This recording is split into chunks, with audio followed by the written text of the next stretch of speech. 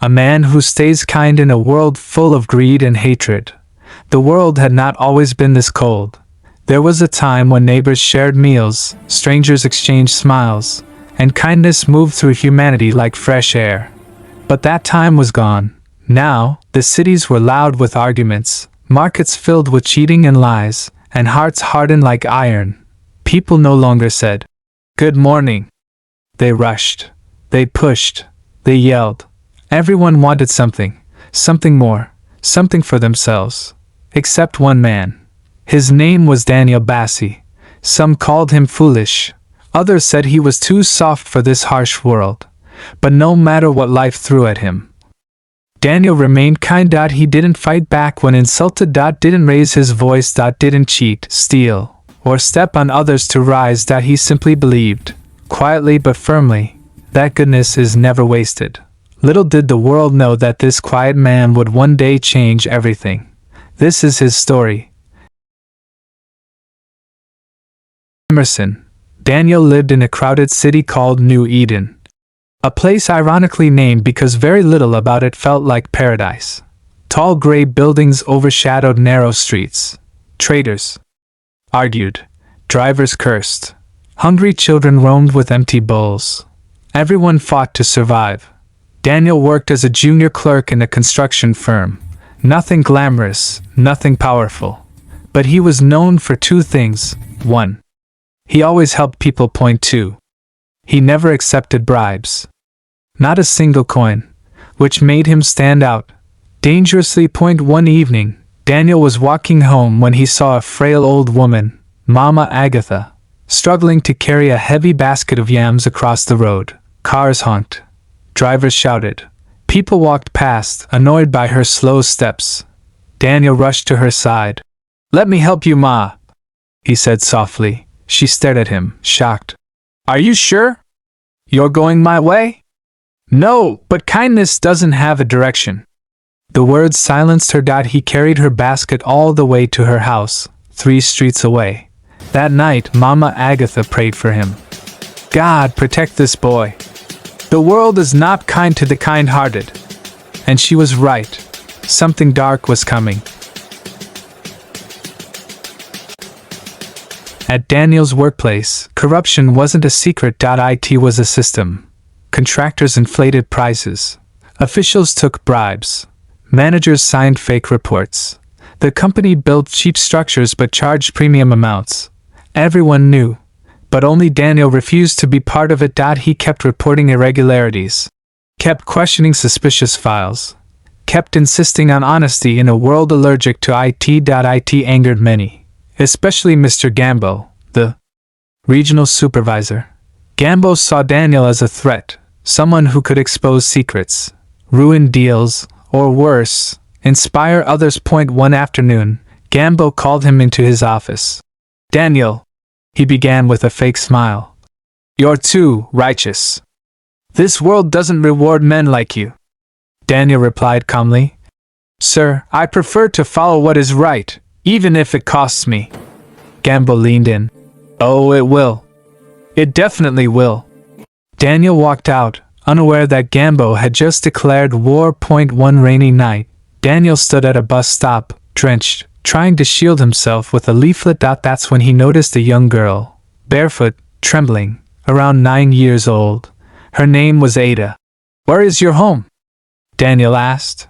She pointed to the distant slums. And so, in the rain, he walked her home, over 45 minutes, holding his jacket over her head while he remained soaked. At her shack, Ada's mother burst into tears. "People don't help anymore," she whispered. "Why did you?" Daniel simply said, "Because one day, she may help someone else." Ada never forgot that, and she would return later in this story, at a critical moment. Weeks later, Daniel arrived at work to find security officers waiting. Gambo came out with a triumphant smirk. "Daniel Bassey," he announced loudly. "You're under investigation for fund mismanagement." Daniel froze. "What?" "I've never." Documents were shown. Fake signatures. False records. All framed to link him to stolen project money. He was suspended immediately. Disgraced. humiliated. Colleagues whispered, "I knew he was too good to be true. They always pretend to be saints." Daniel walked home that day with tears in his eyes, not because of the punishment, but because evil had been rewarded while good had been punished. That night, Daniel sat alone in the dark of his small room. For the first time in his life, he felt defeated. He whispered, "Why, God? Why does kindness always lose?" But the night gave no answer. During his suspension, Daniel had no income, yet he still gave food to the poor children on his street, still carried water for old Mama Agatha, still greeted people who never greeted back. He refused to let the bitterness of the world poison him. And slowly, unseen, unnoticed, people began whispering, "That man, he is different. He is good. Maybe goodness is not weakness." But trouble wasn't done with him yet. One morning, while returning from an errand, Daniel heard two cars collide violently. Smoke billowed. People screamed, but nobody rushed in. They stood at a distance, taking videos. "It might explode," someone shouted. "It's not my business," another said. Daniel didn't think twice. He sprinted toward the wreckage. Inside one of the cars was a woman, unconscious, bleeding. He smashed the window with a stone, unbuckled her seatbelt, and lifted her out. Moments later, the car caught fire. The crowd gasped. That woman was the daughter of the governor, though Daniel didn't know that he simply saved a life. But that act set in motion a chain of events that would reveal truths, expose lies, and bring justice. The governor visited Daniel days later. "Why did you risk your life for her?" he asked. Daniel replied, "Because every life is worth saving, even if the world has forgotten that." The governor studied him deeply. "That is rare," he said. "Too rare." He launched an official investigation into Daniel's suspension. Within weeks, the truth surfaced. Gambo had framed him. Years of corruption were exposed. Millions recovered. Gambo was arrested. Daniel was reinstated. But something even more incredible happened. News channels picked up the story. The honest clerk who saved a life. Man refuses bribe, gets punished, still saves governor's daughter. Is this the last good man? Daniel became a symbol. A reminder. A spark of hope. People approached him on the streets. "You inspire me. We want to be better. You reminded us that kindness still exists."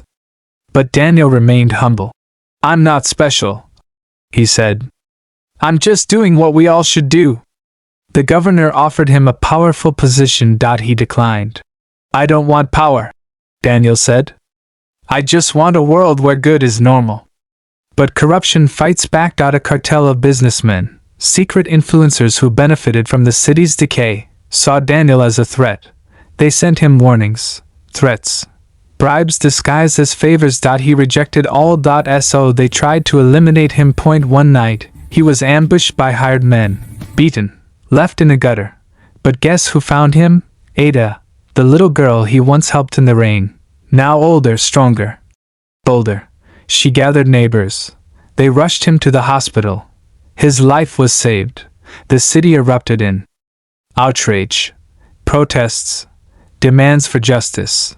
The people Daniel had helped were now helping him. Kindness had come full circle.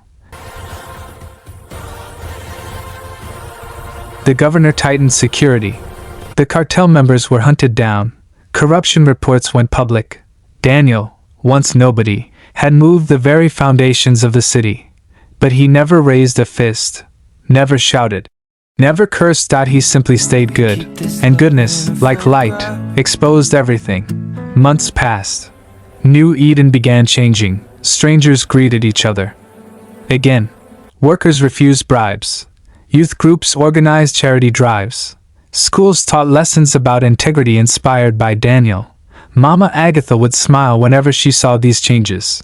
"The world needed one candle," she said. And he lit it. Daniel still lived simply, still worked humbly, still walked the streets as if nothing had changed. But people looked at him differently now, not as a fool, but as a reminder of what humanity could be. Years later, Daniel was asked during an interview, "What made you remain kind in such a wicked world?" He smiled softly. "Because the world doesn't get better on its own, and it gets better when one person decides to be good and refuses to stop." The interviewer asked, "Do you think you are the last good man?" Daniel shook his head. "No. I am just the first in a long time. Others will come, because goodness is contagious." And as he walked away from the studio, dozens of young people followed behind him, boys, girls, strangers, people inspired by his story, people determined to choose kindness, people determined to never give up, people ready to prove he was not the last good man, he was the first of many.